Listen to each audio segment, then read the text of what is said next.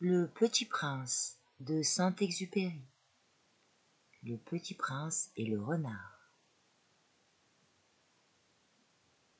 Adieu, dit le renard. Voici mon secret. Il est très simple. On ne voit bien qu'avec le cœur. L'essentiel est invisible pour les yeux.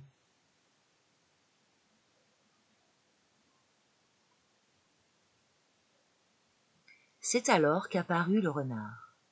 « Bonjour, dit le renard. « Bonjour, répondit poliment le petit prince, qui se retourna mais ne vit rien. « Je suis là, dit la voix sous le pommier. « Qui es-tu » dit le petit prince. « Tu es bien joli. »« Je suis un renard, dit le renard. « Viens jouer avec moi, lui proposa le petit prince. « Je suis tellement triste. »« Je ne puis pas jouer avec toi, dit le renard. Je ne suis pas apprivoisé. »« Ah, pardon, fit le petit prince. Mais après réflexion, il ajouta. Qu'est-ce que signifie apprivoiser ? Tu n'es pas d'ici, dit le renard. Que cherches-tu ? Je cherche les hommes, dit le petit prince. Qu'est-ce que signifie apprivoiser ? Les hommes, dit le renard. Ils ont des fusils et ils chassent. C'est bien gênant. Ils élèvent aussi des poules. C'est leur intérêt. Tu cherches des poules ? Non, dit le petit prince. Je cherche des amis. Qu'est-ce que signifie apprivoiser ? C'est une chose trop oubliée, dit le renard. Ça signifie créer des liens. Créer des liens ? Bien sûr, dit le renard.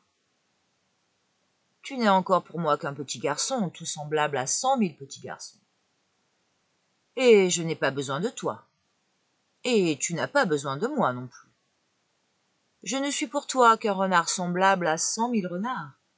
Mais si tu m'apprivoises, nous aurons besoin l'un de l'autre. Tu seras pour moi unique au monde. Et je serai pour toi unique au monde. Je commence à comprendre, dit le petit prince. Il y a une fleur, je crois qu'elle m'a apprivoisé. C'est possible, dit le renard. On voit sur la terre toutes sortes de choses. Oh, ce n'est pas sur la terre, dit le petit prince. Le renard parut très intrigué. Sur une autre planète ? Oui. Il y a des chasseurs sur cette planète-là ? Non. Ça, c'est intéressant. Et les poules ? Non. Rien n'est parfait, soupira le renard. Mais le renard revint à son idée. Ma vie est monotone. Je chasse les poules, les hommes me chassent. Toutes les poules se ressemblent et tous les hommes se ressemblent. Je m'ennuie donc un peu. Mais si tu m'apprivoises, ma vie sera comme ensoleillée. Je connaîtrai un bruit de pas qui sera différent de tous les autres. Les autres pas me feront rentrer sous terre. Le tien m'appellera hors du terrier, comme une musique. Et puis, regarde, tu vois là-bas, les champs de blé ? Je ne mange pas le pain. Le blé pour moi est inutile. Les champs de blé ne me rappellent rien. Et ça, c'est triste. Mais tu as des cheveux couleur d'or. Alors ce sera merveilleux quand tu m'auras apprivoisé. Le blé, qui est doré, me fera souvenir de toi, et j'aimerai le bruit du vent dans le blé. Le renard se tut et regarda longtemps le petit prince. « S'il te plaît, apprivoise-moi, dit-il. « Je veux bien, répondit le petit prince. Mais je n'ai pas beaucoup de temps. J'ai des amis à découvrir et beaucoup de choses à connaître. On ne connaît que les choses que l'on apprivoise, dit le renard. Les hommes n'ont plus le temps de rien connaître. Ils achètent des choses toutes faites chez les marchands, mais comme il n'existe point de marchands d'amis, les hommes n'ont plus d'amis. Si tu veux un ami, apprivoise-moi. Que faut-il faire? Dit le petit prince. Il faut être très patient, répondit le renard. Tu t'assoiras d'abord un peu loin de moi, comme ça, dans l'air. Je te regarderai du coin de l'œil, et tu ne diras rien. Le langage est source de malentendus. Mais chaque jour, tu pourras t'asseoir un peu plus près. Le lendemain, revint le petit prince. Il eût mieux valu revenir à la même heure, dit le renard. Si tu viens par exemple à 4 heures de l'après-midi, dès 3 heures je commencerai d'être heureux. Plus l'heure avancera, plus je me sentirai heureux. À 4 heures déjà, je m'agiterai et m'inquiéterai. Je découvrirai le prix du bonheur. Mais si tu viens n'importe quand je ne saurai jamais à quelle heure m'habiller le cœur. Il faut des rites. Qu'est-ce qu'un rite? Dit le petit prince. C'est aussi quelque chose de trop oublié, dit le renard. C'est ce qui fait qu'un jour est différent des autres jours, une heure des autres heures. Il y a un rite. Par exemple, chez mes chasseurs, ils dansent le jeudi avec les filles du village. Alors le jeudi est jour merveilleux.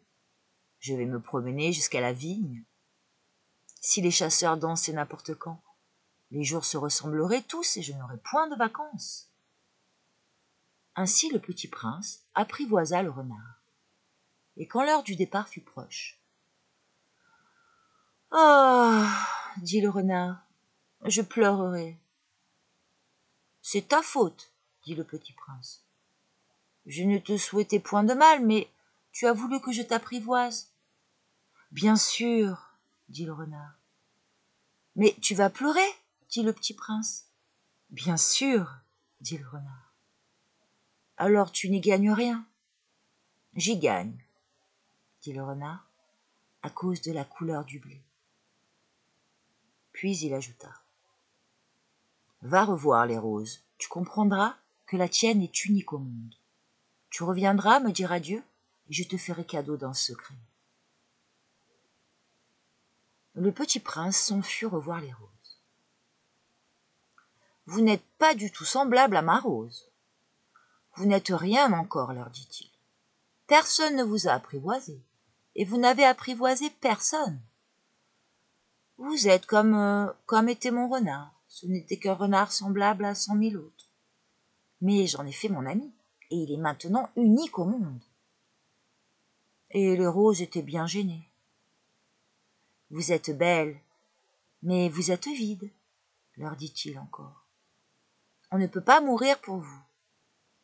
Bien sûr, ma rose à moi, un passant ordinaire croirait qu'elle vous ressemble, mais à elle seule, elle est plus importante que vous toutes, puisque c'est elle que j'ai arrosée, puisque c'est elle que j'ai mise sous globe, puisque c'est elle que j'ai abritée par le paravent, puisque c'est elle dont j'ai tué les chenilles, sauf les 2 ou 3 pour les papillons, puisque c'est elle que j'ai écouté se plaindre, ou se vanter, ou même quelquefois se taire, puisque c'est ma rose.